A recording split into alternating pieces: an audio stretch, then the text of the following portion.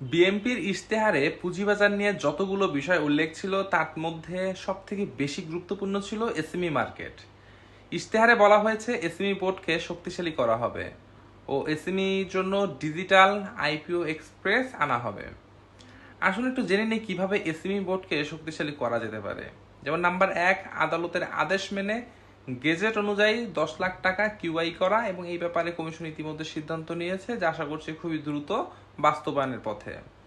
Number 2, যে সকল company last 3 বছর 10% ডিভিডেন্ড দিয়েছে বা তার অধিক দিয়েছে, 10%-এর বেশি দিয়েছে, তাদেরকে মূল বোর্ডে যুক্ত করা। নাম্বার 3, যে সকল এসএমই কোম্পানিগুলো 10% ডিভিডেন্ড দিয়েছে বা নিয়মিত দিচ্ছে, তাদেরকে মার্জিনেবল করা। নাম্বার 4, যারা সঠিক সময় ডিভিডেন্ড প্রদান করে নাই, তাদেরকে আইনের মধ্যে নিয়ে আসা। নাম্বার 5, প্রতি মাসে শেয়ার হোল্ডিং স্ট্যাটাস প্রকাশ করা। এবং নাম্বার 6, বাধ্যতামূলক প্রতি কোয়ার্টারে কোম্পানির ইপিএস প্রকাশ করা।